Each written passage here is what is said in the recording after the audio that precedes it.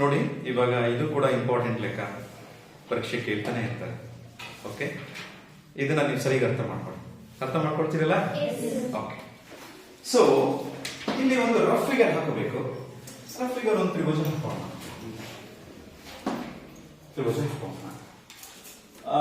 ಈಗ ಆಕ್ಚುಲಿ ತುಂಬಾ ಚಿಕ್ಕ ಪಾದ ಯಾವ್ದು ತಗೊಳ್ಳೋಣ ಮಕ್ಕಳೇ? ಇದನ್ನೇ ತಗೋಣ. ಇಲ್ಲಿಂದ ಶುರು ಮಾಡೋಣ. ಎ ಬಿ ಅಂತ ಶುರು ಮಾಡ್ಕೊಳ್ಳೋಣ. ಇದಿಷ್ಟಿದೆ, 5 ಸೆಂಟಿಮೀಟರ್ ಇದೆ ಅನ್ಕೊಳ್ಳೋಣ. ಓಕೆ, ಸೊ ಹಾಗಾಗಿ ಎ ಬಿ ಸಿ ಅನ್ಕೊಳ್ಳೋಣ. ಇವಾಗ ಎ ಬಿ ಇಷ್ಟ ಆದ್ರೆ ಬಿ ಸಿ ಎಷ್ಟಾಗುತ್ತೆ ಮಕ್ಕಳೇ? ಬಿ ಸಿ ಎಷ್ಟಾಗುತ್ತೆ? 6 ಸೆಂಟಿಮೀಟರ್ ಆಯ್ತು. ಆಮೇಲೆ ಸಿ ಎ ಅಥವಾ ಎ ಸಿ ಎಷ್ಟಾಗುತ್ತೆ? 7 ಸೆಂಟಿಮೀಟರ್ ಆಯ್ತು. ಓಕೆ, ಸೊ ಇವಾಗ ಒಂದು ಅಕ್ಯೂಟ್ ಆಂಗಲ್ ಬರೋ ತರ ಒಂದು ಲೈನ್ ಇಟ್ಕೊಳ್ಳೋಣ. ಸೊ ಇಲ್ಲಿ ಸ್ವಲ್ಪ ಗಮನಿಸಿ ಮಕ್ಕಳೇ, ಇದೆ ಇಲ್ಲಿ ದೊಡ್ಡದು ಎಷ್ಟು ದೊಡ್ಡ ನಂಬರ್ ಯಾವುದು? 7 ದೊಡ್ಡ ನಂಬರ್, 5 ದೊಡ್ಡ ನಂಬರ್? 7 ದೊಡ್ಡ ನಂಬರ್. ಹಾಗಿದ್ರೆ ಈ ಎಕ್ಸ್ ನ ಎಷ್ಟು ಭಾಗ ಮಾಡ್ಕೋಬೇಕು ಹೇಳಿ? 7 ಡಿವಿಷನ್ ಮಾಡ್ಬೇಕು. 1 2 3 4 5 6 7 ಅಂದ್ರೆ ಎಲ್ಲ ಈಕ್ವಲ್ ಪಾರ್ಟ್ಸ್ ಆಗಿ ಮಾಡ್ಕೋಬೇಕು. ಸಮನಾದ ಭಾಗಗಳನ್ನ ಮಾಡ್ಕೋಬೇಕು. That is x1 x2 x3 x4 x5 x6 x7. ಇವಾಗ ಆಕ್ಚುಲಿ ಡಿನಾಮಿನೇಟರ್ ಏನಿದೆ? 5 ಇದೆ. ಸೊ 5ರಿಂದ ಇಲ್ಲಿ ಸೇರಿಸಬೇಕು ಮಕ್ಕಳೇ, ಇಲ್ಲಿಗೆ ಸೇರಿಸಬೇಕಾಗುತ್ತೆ. ಆಯ್ತಾ? ಇದು ಸ್ವಲ್ಪ ಈ ಕೆಲಸ ನಾವು ಮಾಡಬೇಕಾಗುತ್ತೆ. ಮಾಡೋಣ. ಸೊ ಎ ಬಿ 5 ಸೆಂಟಿಮೀಟರ್ ಇಟ್ಕೊಳ್ತೀವಿ ಮಕ್ಕಳೇ.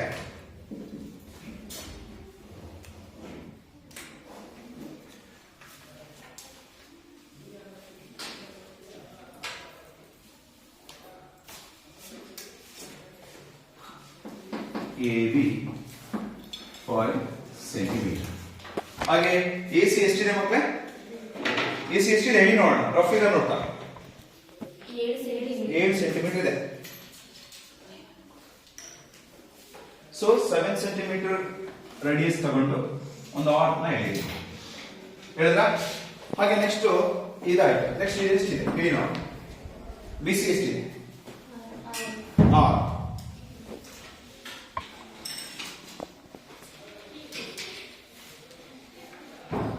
So r centimeter ತ್ರಿಜ್ಯವಾಗಿ keep B as the center with radius how much?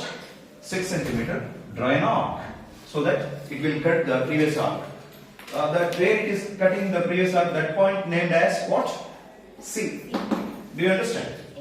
So join AC and BC. ಸೇರಿಸಿ. ಯಾವುದಾದ್ರೂ ಸೇರಿಸಬೇಕು? ಎಸಿ ನ ಸೇರಿಸಬೇಕು ಮತ್ತೆ ಬಿಸಿ ನ ಸೇರಿಸಬೇಕು. So this is 7 centimetre, this is 6 centimetre. So ಇಲ್ಲೊಂದು ಅಕ್ಯೂಟ್ ಆಂಗಲ್ ಬರುತ್ತೆ, ಸ್ಟ್ರೈಟ್ ಲೈನ್ ಅಂತ.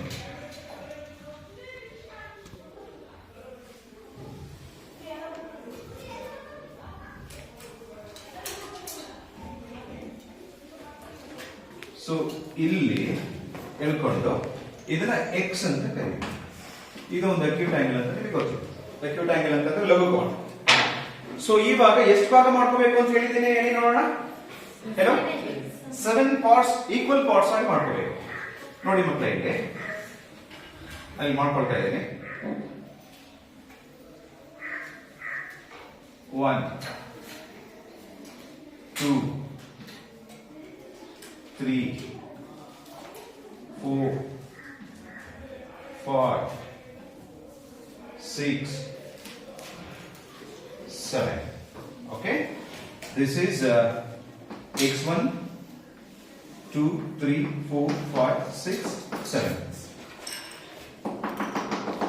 Okay, 7% ಮಾಡ್ಕೊಂಡು.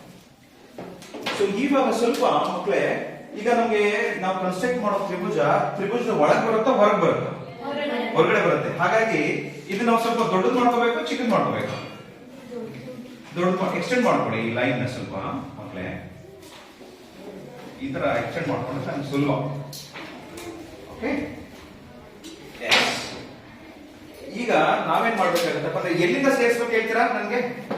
ಎಷ್ಟಿಂದ ಸೇರಿಸ್ಬೇಕು? 5 ಇಂದ ಸೇರಿಸಬೇಕು, 7 ಇಂದ ಅಲ್ಲ. ಯಾಕೆಂದ್ರೆ ಇಲ್ಲಿ ಡಿನಾಮಿನೇಟರ್ ಇರೋದೆಷ್ಟು? 5. ಓಕೆ, ಸೊ 5 ಇಂದ ಸೇರಿಸ್ಕೊಡಿ. ಇಲ್ಲಿಂದ 5 ಸೇರಿಸ್ಕೊಂಡ್ರಿ ಮಕ್ಕಳೇ.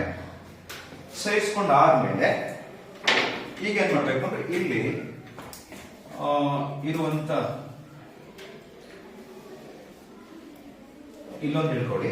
ಹಾಗೆ ಲಾಸ್ಟ್ ಇದೆಯಲ್ಲ 7th ಡಿವಿಷನ್ ಅಲ್ಲೊಂದು ಕೂಡ ಅರ್ಧ. ಓಕೆ, ಸೊ ಈಗ ಈ ಕೋನ ಮತ್ತು ಈ ಕೋನನ್ನು ಗುರುತು ಮಾಡಿಕೊಂಡು ಕರೆಕ್ಟಾಗಿ ಅದಕ್ಕೆ ಅಳತೆ ಮಾಡ್ಕೋಬೇಕು. ಓಕೆ, ಅಳತೆ ಮಾಡಿಕೊಂಡು ಈ ಬಿಗಿನಿಂಗ್ ಇದೆಯಲ್ಲ, ಈ ವೃತ್ತದ ಬಿಗಿನಿಂಗ್, ಈ ಬಿಗಿನಿಂಗ್ ಪಾಯಿಂಟ್ ಅಲ್ಲಿ ಇಟ್ಕೊಂಡು ಏನ್ ಮಾಡಬೇಕು, ಈ ಕಟ್ ಮಾಡಬೇಕು. ಓಕೆ, ಈಗ 7 ಇಂದ ಸೇರಿಸೋಣ. ಈ ಪಾಯಿಂಟ್ ಮತ್ತೆ ಈ ಪಾಯಿಂಟ್ ಎರಡನ್ನು ಕೂಡ ಗುರುತು ಮಾಡಿಕೊಂಡು ಹೀಗೆ ಸೇರಿಸೋಣ. ಸೊ ಆಕ್ಚುಲಿ ಇದು ಬಿ ಇದ್ದು ಏನಾಯ್ತು, ಇದು ಬಿ ಡ್ಯಾಶ್. ಸೊ ಸ್ವಲ್ಪ ನಿಮಗೆ ಎಷ್ಟು ಬೇಕು ಅಷ್ಟು ಅನುಕೂಲ ಮಾಡ್ಕೊಂಡು, ಸೊ ಇಲ್ಲಿ ಒಂದು ಅರ್ಧ ಚಂದ್ರನನ್ನ ಎಳ್ಕೊಂಡು, ಅರ್ಧ ಚಂದ್ರ ಅಂದ್ರೆ half circle, same with the same radius, ಇಲ್ಲೂ ಕೂಡ ಅರ್ಧ ಚಂದ್ರನನ್ನ ಎಳೆದುಕೊಳ್ಳೋಣ. ಅಂದ್ರೆ ಸೆಮಿ ಸರ್ಕಲ್ ಎಳೆದುಕೊಂಡು ಆಮೇಲೆ ಈ ಕೋನ್, ಈ ಪಾಯಿಂಟ್ ಎರಡು ಗುರುತು ಮಾಡಿಕೊಂಡು ಆಂಗಲ್ ಮೆಷರ್ ಮಾಡ್ಕೊಳ್ಳಿ. measure the angle between these two points with the same, don't change this radius. ಇಲ್ಲಿ beginning point of this circle ಇಲ್ಲಿ ಇಟ್ಕೊಂಡು ಏನ್ ಮಾಡ್ಬೇಕಪ್ಪ ಅಂದ್ರೆ ಹಿಂಗೆ ಕಟ್ ಮಾಡಬೇಕು.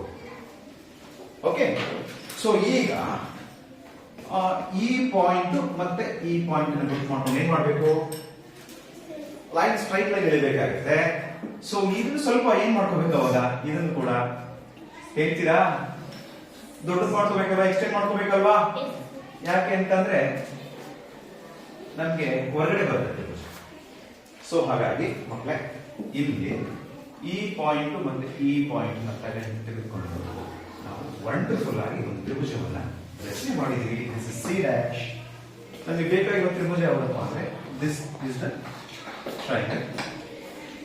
So required triangle, similar triangle, that is what, A dash B C dash, A dash B C dash. ಅರ್ಥ ಆಯ್ತಾ ನಿಮ್ಗೆ? ಏನಾದ್ರೂ ಡೌಟ್? No problem. ನೋಡಿ, ನಮಗೆ ಬೇಕಾಗಿರೋ ತ್ರಿಭುಜ ಯಾವುದು ಅಂದ್ರೆ ಇದು